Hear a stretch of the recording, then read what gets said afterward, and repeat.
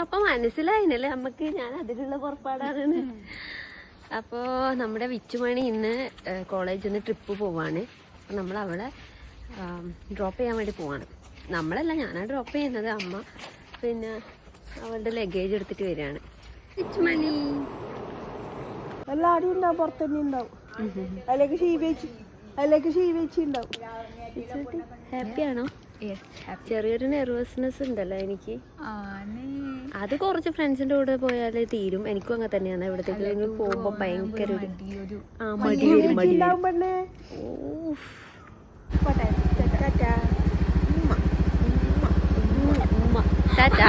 ഞാൻ ഇതിടെ ഒരു ട്രിപ്പിന് പോയി, അന്നേരം ഇതൊന്നും കണ്ടിട്ടില്ലേ. ഇവള് പോകുമ്പോ അത് ഭയങ്കര വിഷമൊക്കെ. ശരി, ഓക്കെ, ബൈ. അങ്ങനെ അമ്മയുടെ ടാറ്റ ബൈ ബൈ ഒക്കെ പറഞ്ഞ് നമ്മളെ യാത്ര തുടങ്ങി. മടൈപ്പാറ ടച്ച് ചെയ്തുകൊണ്ടാണ് നമ്മൾ പോയത്. അങ്ങനെ പയ്യന്നൂർ കോളേജ് എത്തി, വരാന്ത എത്തി.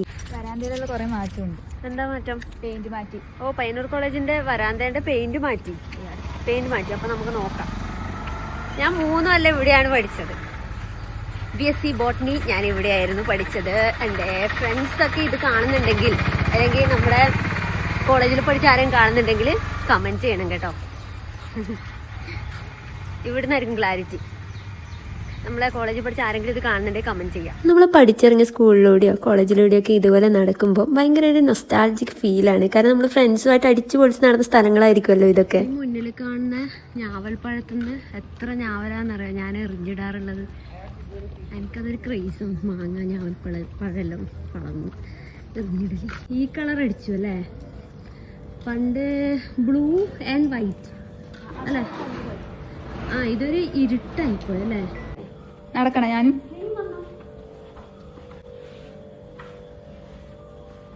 പണ്ട് എനിക്ക് അവിടുന്ന് ഷോക്ക് അടിച്ചിട്ടുണ്ട്.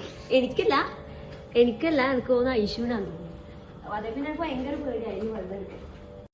പയ്യന്നൂർ കോളേജിന്റെ വരാന്തയിലൂടെ ഞാനും നടന്നു. പക്ഷെ കൂടെ നടക്കാൻ ആരുമില്ലായിരുന്നു. കോളേജ് ആകെ മാറിപ്പോയി. ആദ്യം ഇതൊരു വരണ്ട പ്രദേശമായിരുന്നു. പിന്നെ ഈ ബിൽഡിംഗ് എടുത്തു. നമ്മൾ പഠിക്കുന്ന സമയത്ത് തന്നെ ബിൽഡിങ്ങിന്റെ ഉദ്ഘാടനമൊക്കെ കഴിഞ്ഞിട്ടുണ്ടായിരുന്നു. പക്ഷെ ഇത്രയും പൂങ്കാവനമല്ലായിരുന്നു. ഇതിപ്പോൾ നല്ലൊരു പാർക്കായിട്ടുണ്ട്, അടിപൊളിയായിട്ടുണ്ട് കോളേജ് മൊത്തത്തിൽ. ഞാൻ ചുമ്മാ ഇതിലൂടെയൊക്കെ ഉലാത്തിക്കൊണ്ടേയിരുന്നു.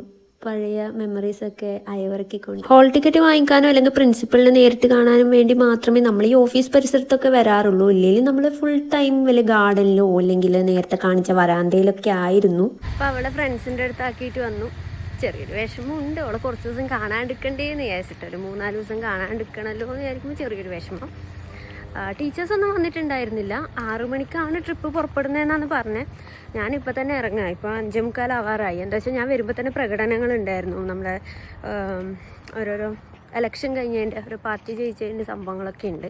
അപ്പോൾ ഇപ്പോൾ പിന്നെ പെട്ടെന്നാണല്ലോ സൺസെറ്റും. അപ്പോൾ വേഗം വീട്ടിലേക്ക് പോവാം, ഇരുട്ടാവുന്നതിന് മുന്നേ. ഓക്കെ.